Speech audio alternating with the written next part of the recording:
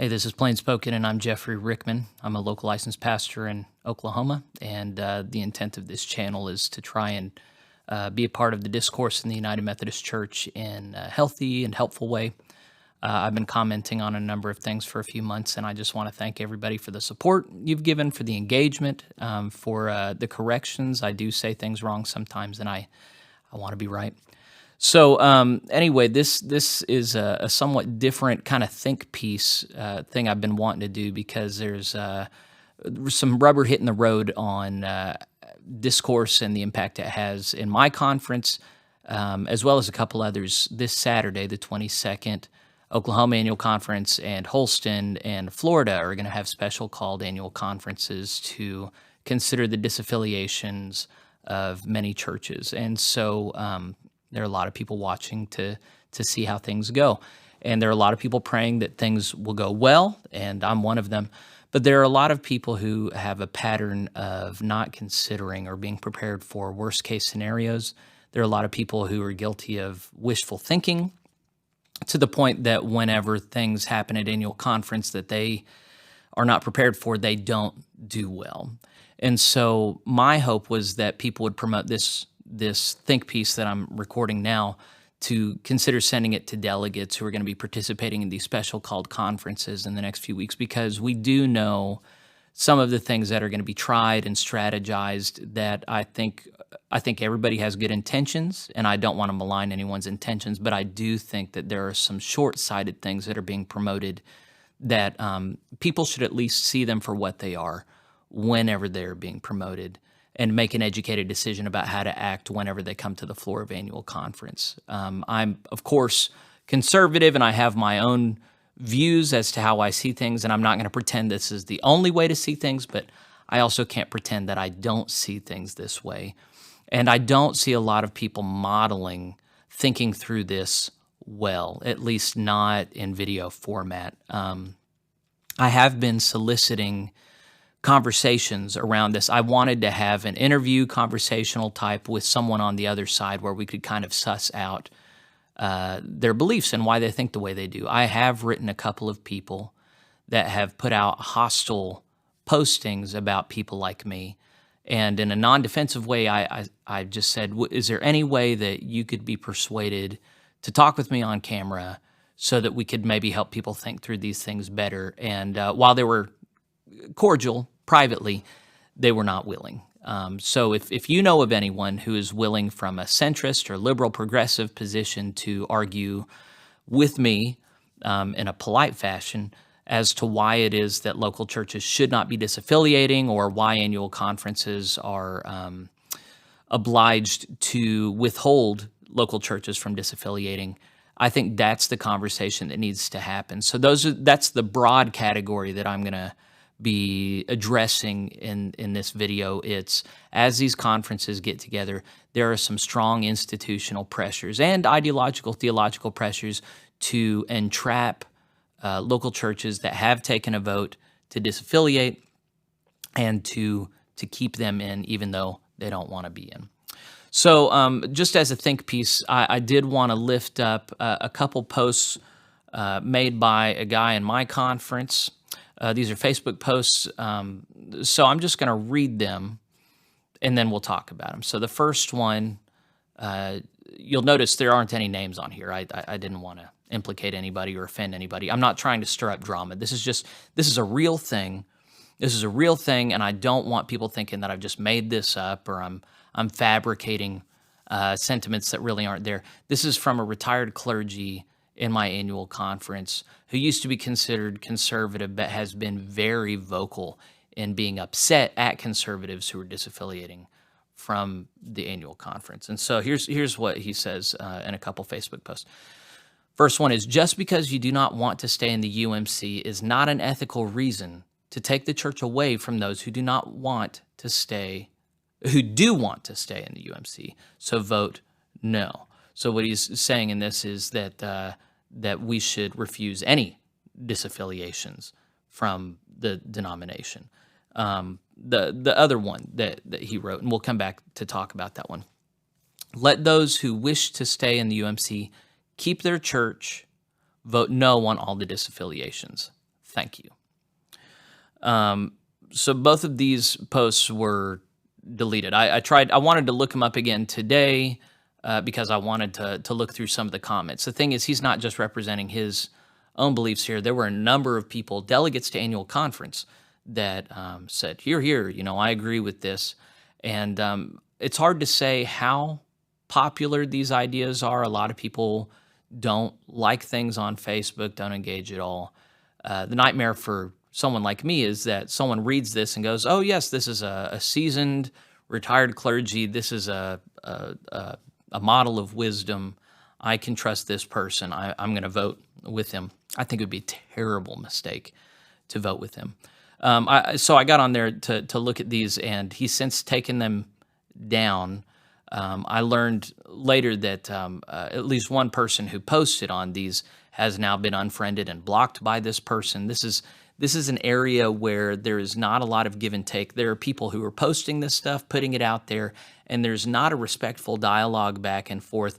There's just this, I'm going to characterize it as an irrational ideological position that is beyond scrutiny, that is beyond questioning. And if we have people coming to annual conferences with that mindset, where there is no, I have nothing to learn from you, I have nothing that I need to respect about you and your positions. If it's I'm right, you're wrong, I'm on the right side of history, you are one of the bad guys, annual conferences are going to be really nasty. And I think that would just be an ignominious, really tragic end to a denomination that started off with great hopes.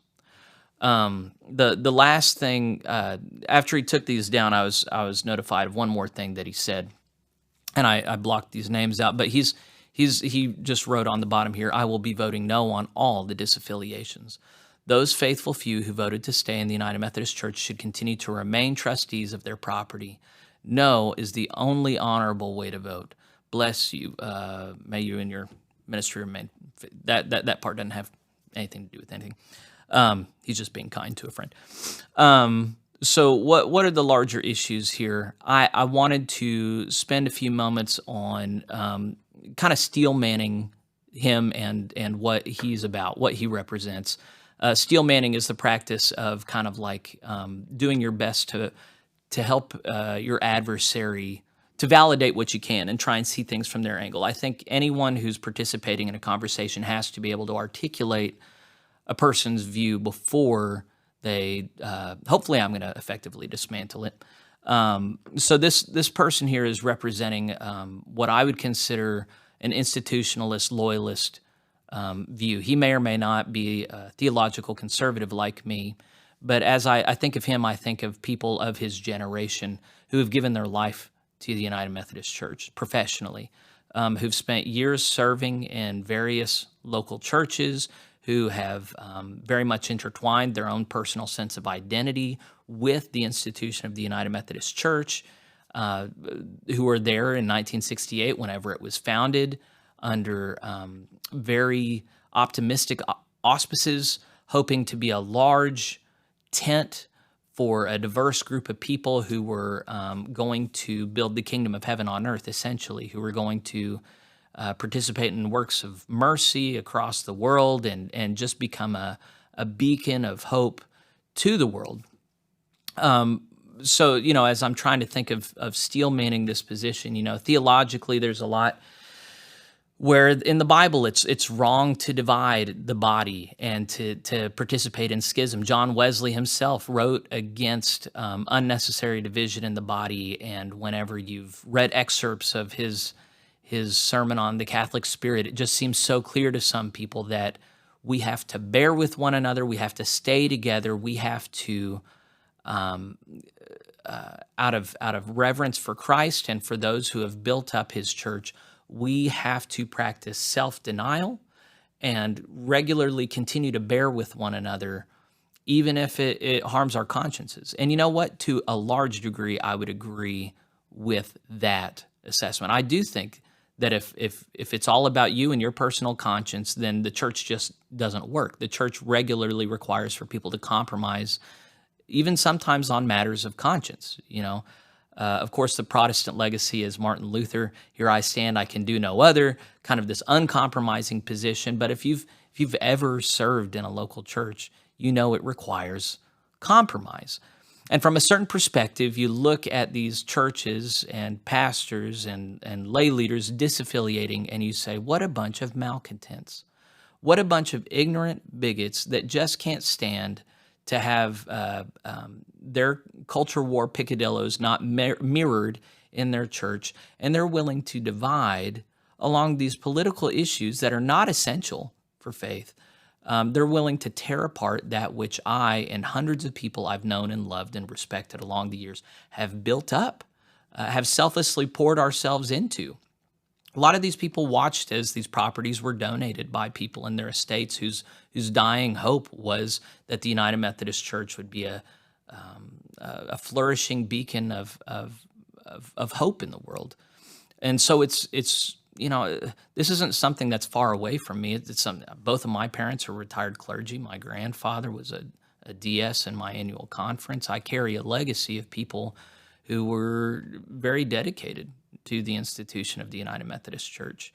And, as I talk to people of their generation, there's just a lot of real sadness about where it is. And it's very difficult for them to see people like me as something other than a divisive malcontent, And so the temptation right on the front end, if you're a delegate at annual conference, is to view people like me who've wanted to leave, who are very clear that it's a dysfunctional relationship, who just need to get out.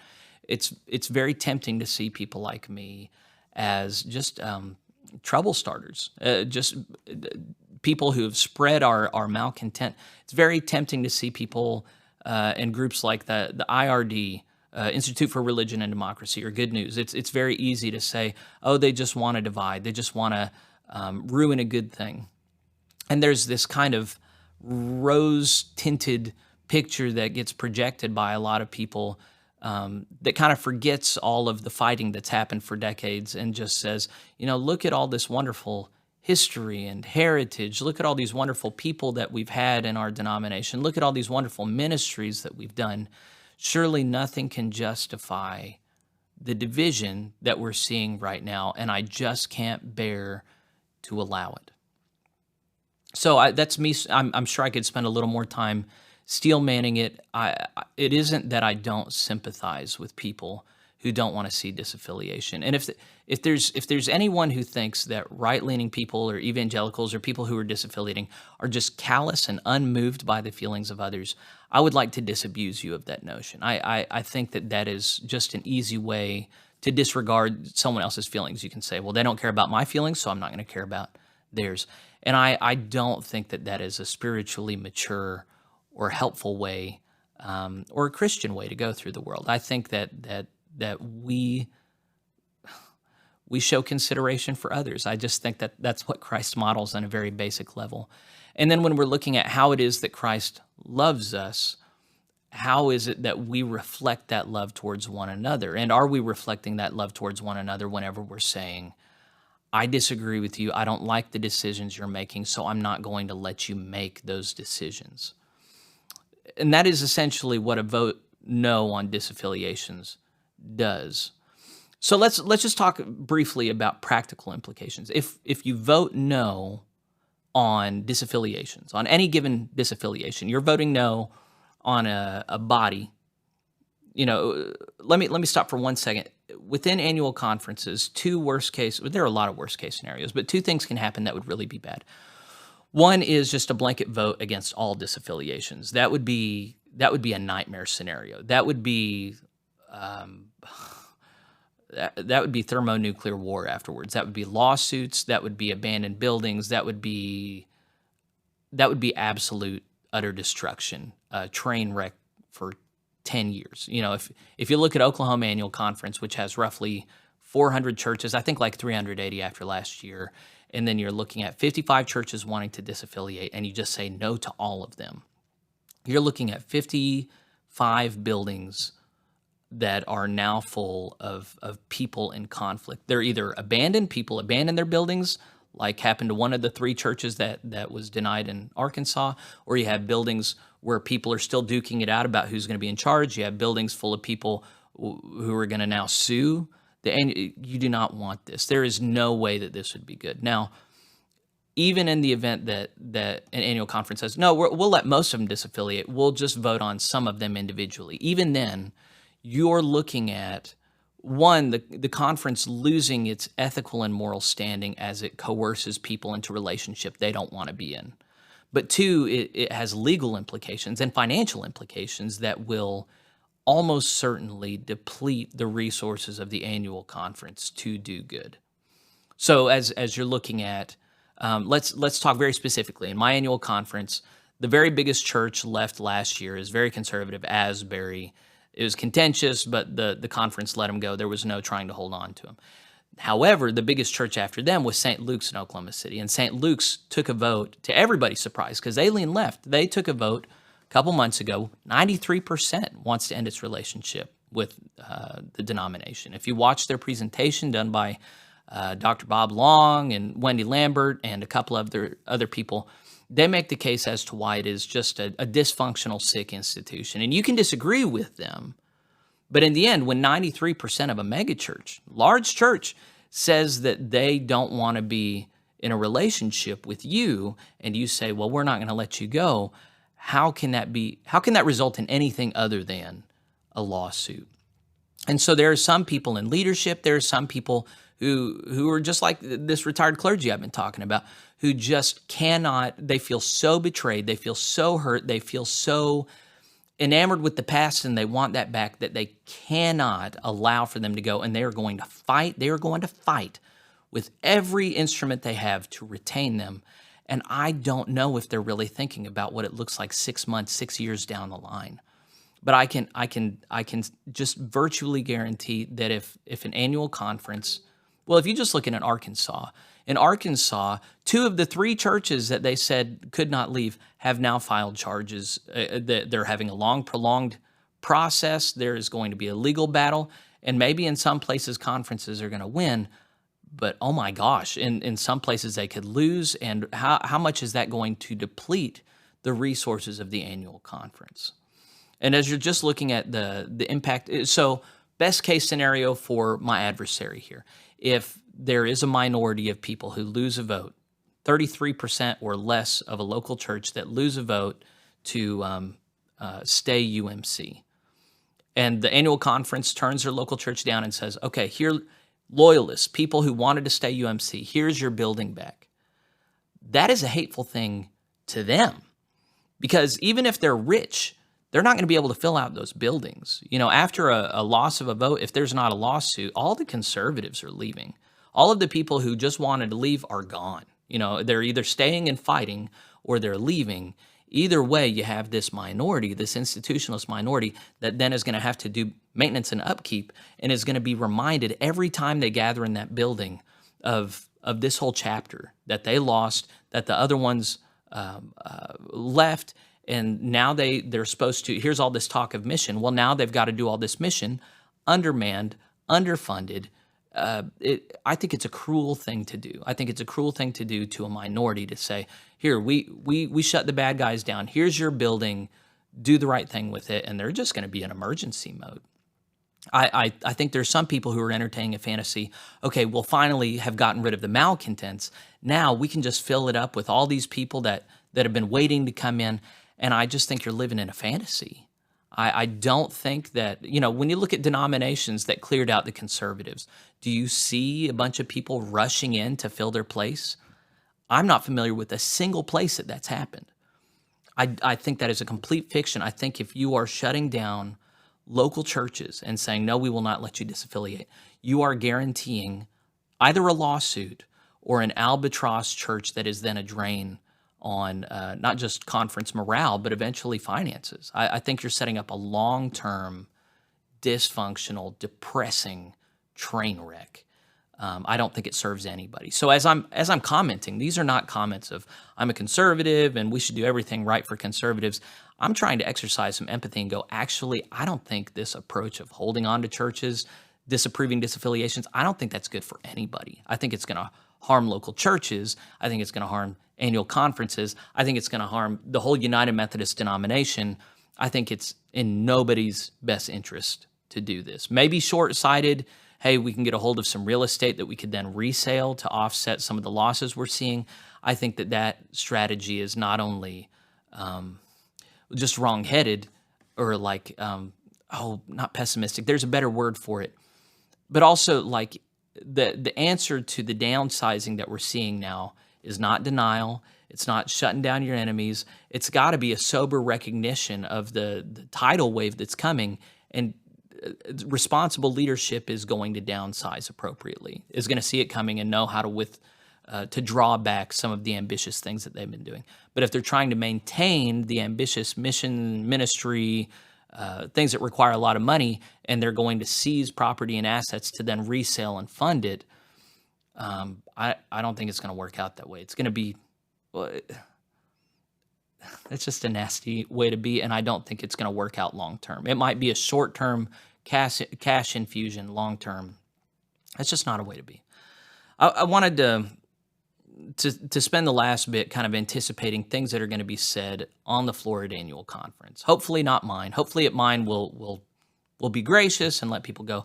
But if I understand the institutional forces at play, there are going to be a number of things said on the floor of different annual conferences that are not good. They're not going to be helpful, and they're going to take people off guard. And there are a lot of people in the middle who are not going to know what to make of these. And they're going, that sounds kind of right. And so I wanted to go ahead and anticipate these. And again, send this to delegates, people who may not have anticipated these, maybe people who haven't seen annual conference before and don't know how contentious it can be.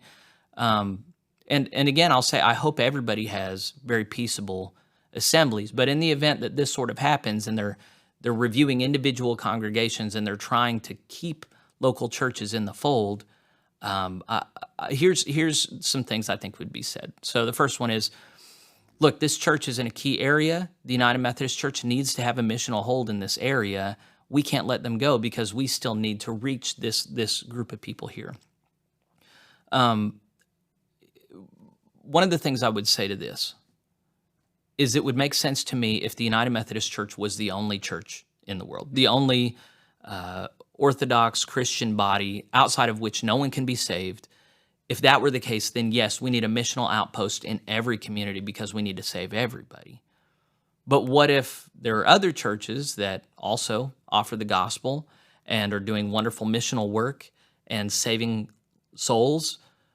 Well, then I'm not sure why it's so important that there's a United Methodist presence there. Are we under the impression that nobody else does mission right? Are we under the impression that nobody's got the gospel except for us?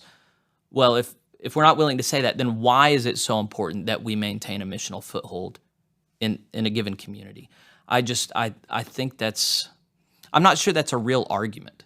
I don't think that the people promoting it actually think that the United Methodist Church is the only representative of Christ in the world, and I just don't know how to validate that. I think it's something that sounds good. Oh, we need to have a missional foothold in this community.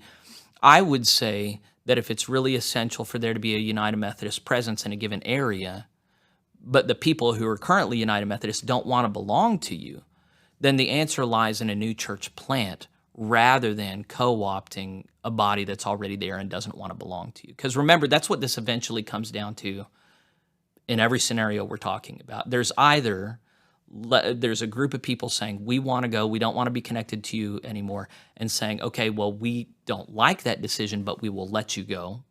And I believe that's how Christ loves us. Jesus doesn't make me follow him. And then also in the local church, I can't make someone continue giving to my church and keep their membership in my church. This is really an exceptionally dysfunctional scenario where we're looking at a supermajority. And remember, to get here, you have to have 66.7% of the membership vote say, we want to go. That's a supermajority.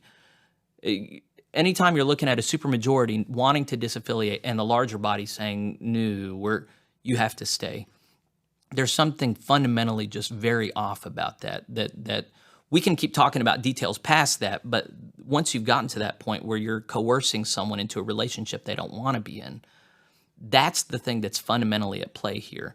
And so you would rather coerce a body that doesn't want to have anything to do with you anymore rather than start a new mission there that may not have a building, may not have a lot of assets, but at least has people on board.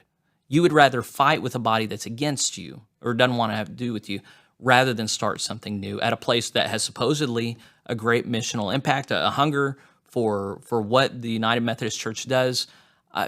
If the market really is that open, if there's that clear a need there, then it's hard for me to see how it is exactly that you can justify taking control of a building and assets that another community built. This is something I wanted to counter. There are a lot of people who say, man, we're really being gracious. We're giving these churches their buildings for pennies on the dollar. These buildings really belong to us, and we're just being very gracious and letting them have it. I've heard that from a lot of conference officials, and I think that shows a real disconnect from reality, which is the vast majority, 99% of these churches have been built 100% with the blood, sweat, tears, and dollars of the local community. People who it's when you just look at the church that I'm in right now, that wasn't paid for or built by the annual conference. It was paid for and built by local people here who now, there are people alive today who are part of this building's construction who now look at it like the conference is making them pay twice for their property, once to build it and then once to hold on to it. Now, I understand what it is legally, how it is legally. Everybody understands that, but legal is not necessarily what's right.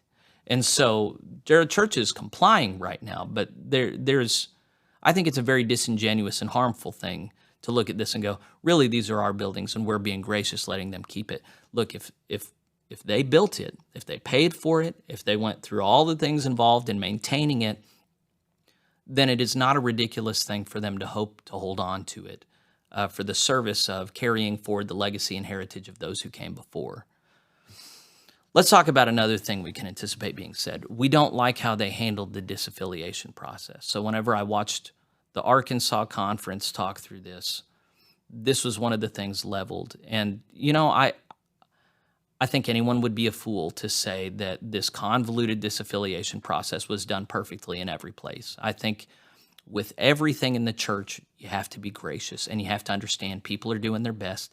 And yes, there are bad actors. But if you do not allow a process to complete because there were bad actors in it, then just go ahead and call off every church, because that's just a fictitious understanding of how it is that groups do things. There's always confusion. There's always information that's not good. There are always people in the works with impure motives. And I hate that that's the case, but that is reality on this side of heaven. And our leadership, especially our delegates to annual conference, need to understand that even though a process wasn't done perfectly, it can, and in this case does, accurately represent the interests and feelings of a local church. In order for a church to be submitted by the Board of Trustees to the annual conference, they have to go through a very defined process where there was a lot of communication, there was a lot of interaction with the conference to at this point say, well, so-and-so said something a little off, there was this pamphlet that got passed around. Not only is it very parental and diminutive, but also it's just it's disrespectful to the Board of Trustees that oversaw the process. It's disrespectful to the superintendent who oversaw the process. It has implications so far as the capabilities of conference leadership, and it participates in a fictitious understanding of decision making. So I think it sounds good, but really it's juvenile. It's a juvenile assessment of any process to say, well, it wasn't done perfectly, so let's not validate it. A similar way of thinking is the third one. We don't like the pastor, and I've been told that some people don't like me, and I understand that. It would be my nightmare if my churches were not approved for disaffiliation because some people don't like me. I just think it would be really tragic for an entire community to be seen as an avatar of pastoral personality who may or may not have had a heavy hand in its disaffiliation process. I did my best to be ethical and above ground and not tip the scales in any way in my local churches. But maybe people are fine with me, but they're not fine, for example, with a large church pastor who made his desires known. And what do you know? The people's vote very much reflected where the pastor's sympathies obviously were. Well, then in that case, the whole thing's off. I still think it has this mentality of inferring that the people in this church were just mindless sheep, these children who were manipulated by their mean pastor. Either church is for adults or it's for sheep, And I understand Jesus calls us to be sheep of his flock, and yes, we should unquestioningly follow him, but that's not the relationship we have with our pastors. And if someone's pastor has to be perfect in order for the congregation to make a responsible decision, that has a number of problematic implications that just seem silly to entertain. I just think that would be really tragic if the will of an entire congregation is annulled based on what are perceived to be character flaws based on their leadership. Another thing that is probably going to get said, we have sentimental connections to this location. Here's where I grew up. Here's where I did ministry for a few years. Here's where I was married. Here's where someone I loved was buried. This is something that we run into in local churches around anytime you want to change anything. There's a sentimental reaction. And it's funny to me that pastors who have dealt with the frustrations of local churches that just want to become mausoleums rather than mission centers, they just want to ensconce everything as it has been and never change.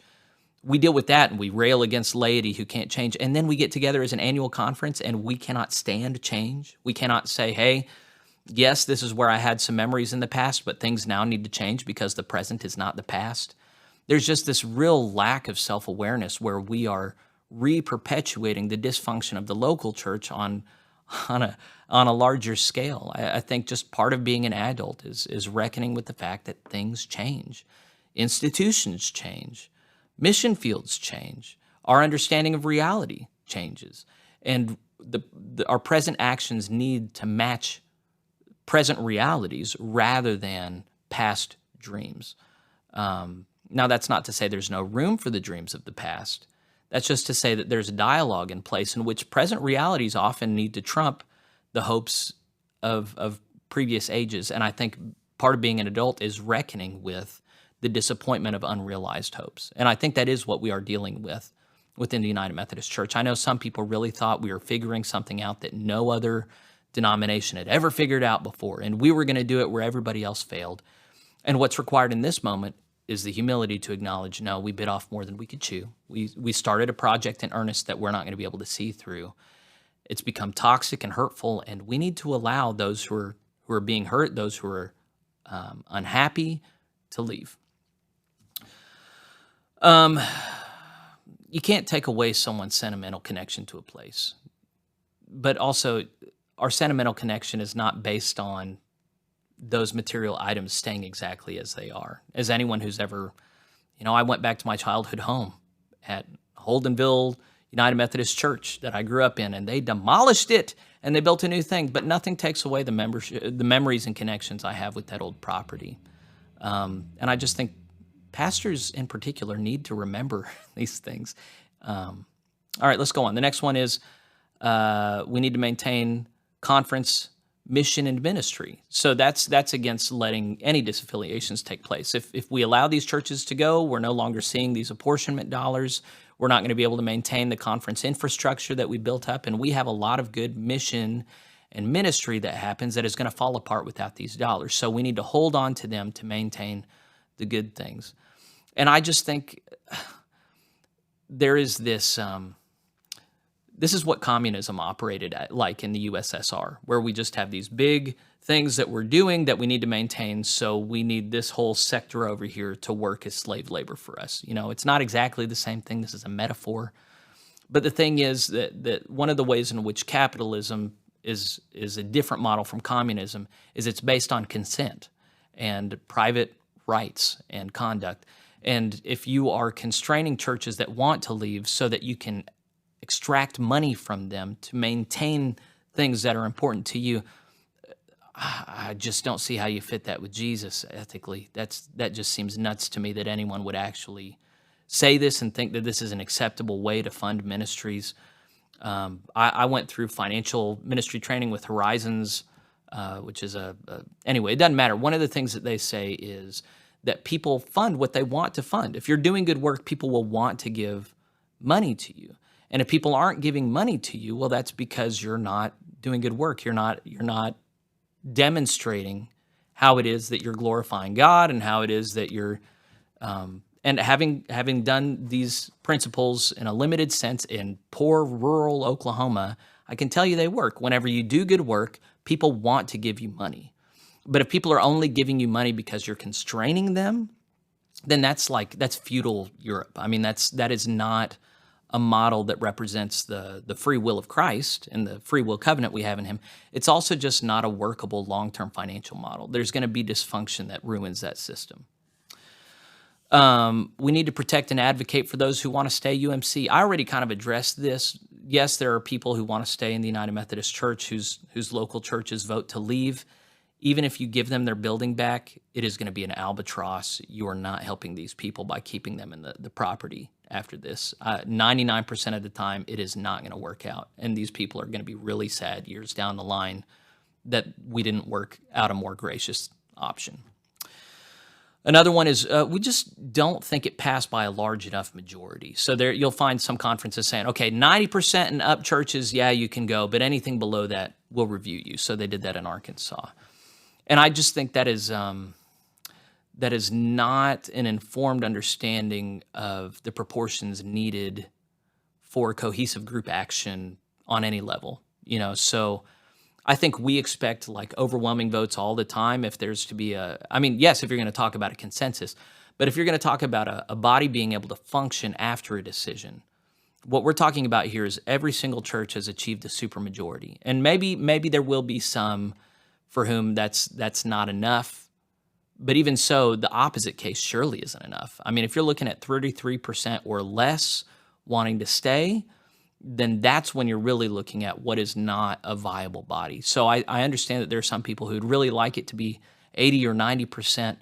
But remember, this was something that the General Conference voted on whenever it created paragraph 2553. And it really isn't appropriate for local churches or local annual conferences anyway to decide that the General Conference didn't know what it was doing. It passed legislation. It's the annual conference's job just to do it. And the fact that a lot of conferences are not willing to do so has huge ethical implications that are very concerning.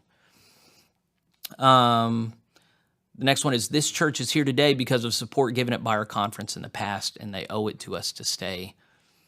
I just think on a basic level that fails. If I'm saying, look at my wife, I bought all these clothes on her back, I bought that ring on her finger, I've paid for our kids, she can't leave me. She owes it to me to stay. That is not a good marriage to be in. She would be within her rights to be very unhappy in our marriage and want to go. And I would be a bad man for holding on to her. And I understand when I use that metaphor, a lot of people check out and they're like, you're not the abused spouse, we're the aggrieved spouse, But if that's the case, then why are you holding on to us? That makes no sense. I would like it if there weren't an aggrieved spouse. I would like it if we wouldn't even look at this as a marriage. We didn't make like lifetime vows till death do us part.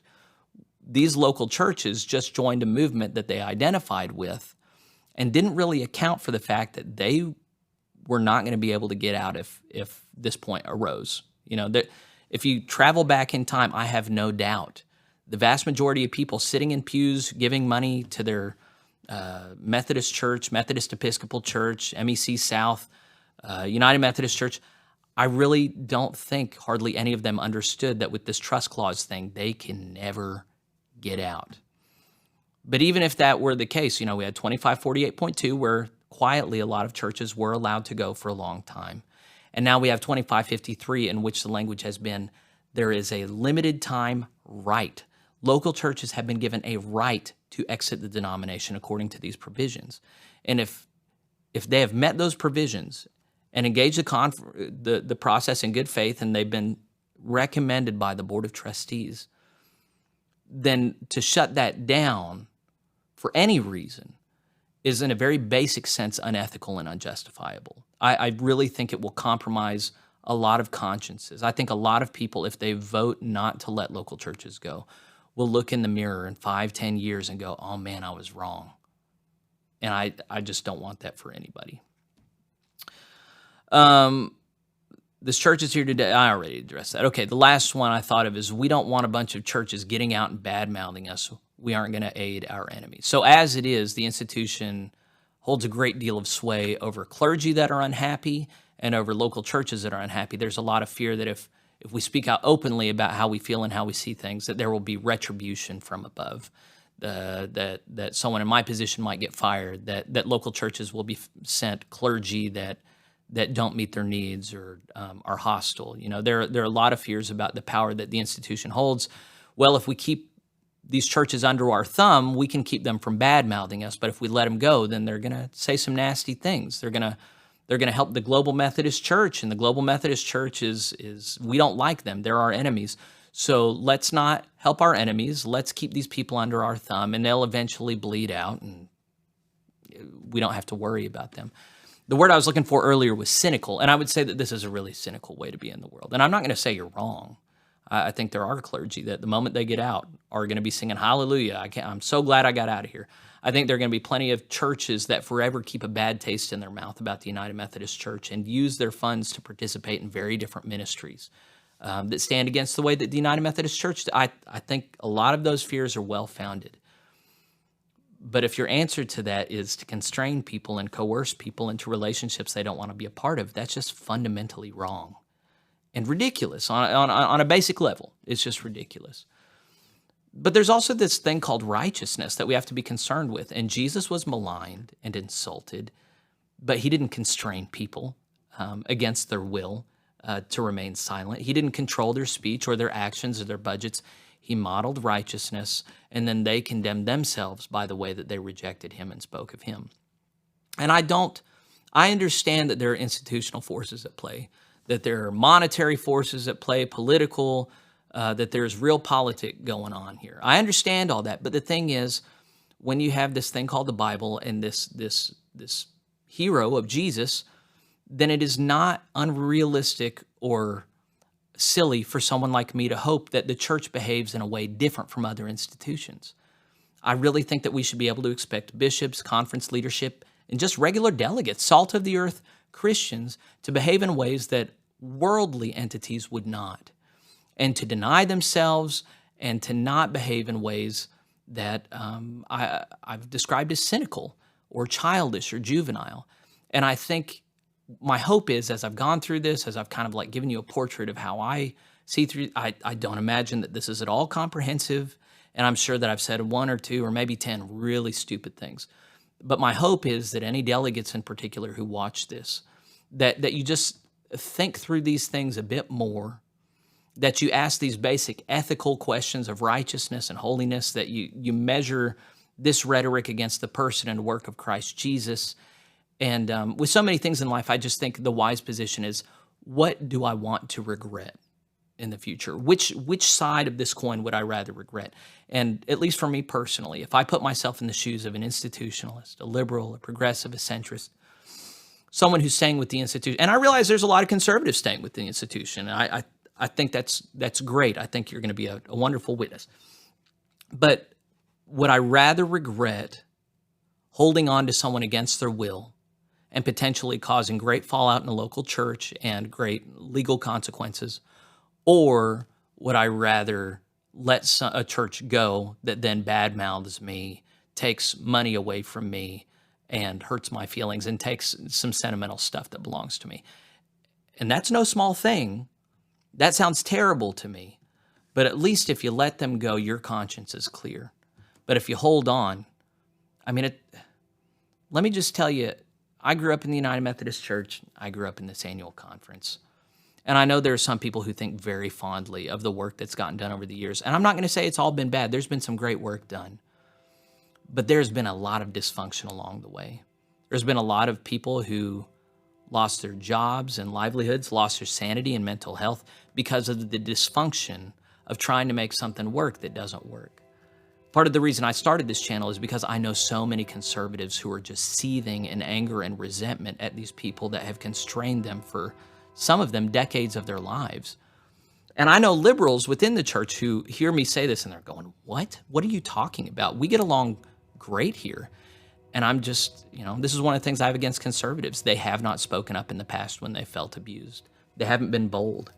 And I think some people genuinely don't know. I think other people genuinely don't care. And I think for those people in particular, your hearts have been seared, and I hope that God brings you to a place of repentance, because everyone's made in God's image, and none of us should be spitting on someone else, especially when we're tied to them. So anyway, I didn't have a clever way to wrap this up.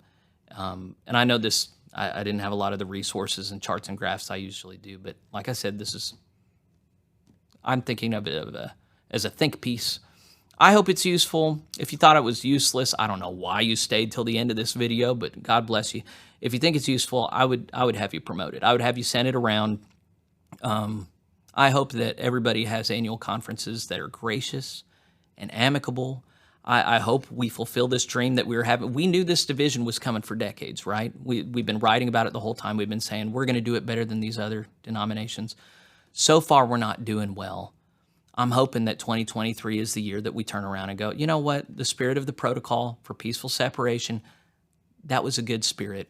We're going to live into that. We're going to let churches go that want to go. So let's look at Great Plains Annual Conference, or there are other models. I've reported on some that are amicable. Let's try and do that. Let's not have another Arkansas Annual Conference where people are alleging things on the floor and bringing up talking points that are just hateful and hurtful, and we have lawsuits afterwards. I would like to think nobody wants that. And if you have a heart of peace, like I hope my heart is of peace, then if people want to go, let them go. And if you suffer for it, Jesus sees that, and we believe in a God who makes all things right. And I don't think that that's a cheap thing to say. I think this is an opportunity for us to show the faith that we have. And at least from where I'm standing, there's only one way to do it in this present circumstances, and that's to honor the thoughts and feelings of others. I do realize I have one more thing to say. And it's on an ecclesiological level. There's some theology around the Methodist movement, whether or not we're connectional or congregational.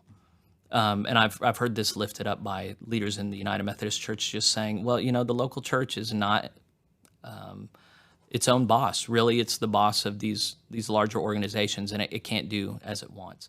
And I think that applies when a local church wants to be a part of that body.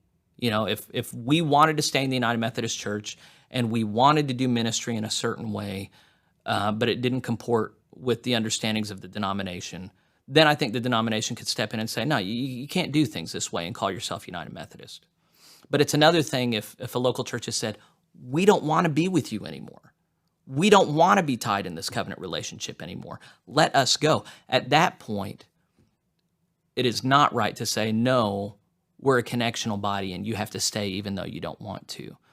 In a hyperbolic sense, that is slavery. When someone is saying, I don't want to be with you anymore, and you're saying you have to stay.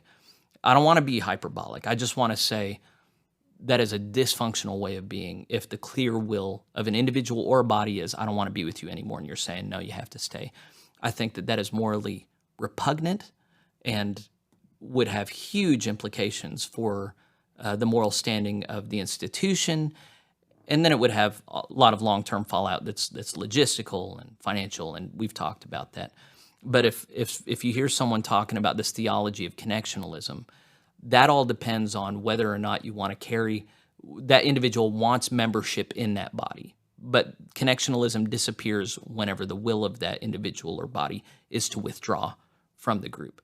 John Wesley did not force preachers to preach for him or societies to stay loyal to him. Rather, he said, if you want to do with me, then you have to behave in these ways. Otherwise, I'm just not going to write your class ticket. I'm just not going to support your society. So that's how connectionalism worked. It's not this inverted, I would say perverted notion that, okay, we have claimed you as ours. Now you cannot leave, and you're going to do what we say, or we're going to hurt you. That's crazy. All right, I need to end this. So God bless you for spending time with me. Thank you. I hope your annual conference, special call conference, goes well. I guess we'll see. I'll be reporting on this stuff. Pray for me. My spirit gets really distraught as I talk about this stuff, and I speak because I just think someone's got to be. So pray that I don't scandalize Christ in my conduct or my words, and that this is helpful. I hope it's as helpful as I mean it to be. So God bless you for being a part of this with me. God bless the United Methodist Church. Bye.